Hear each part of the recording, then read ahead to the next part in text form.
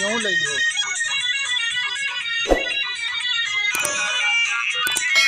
हिलते डोलते रहो, ऐसे तो करते रहो।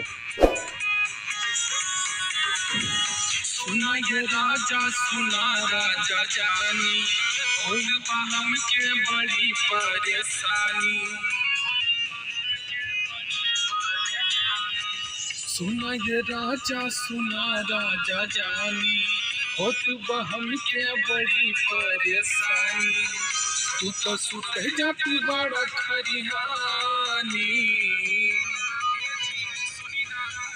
उठाला राजा गोदिया में की बातें हम चढ़ल जवानी।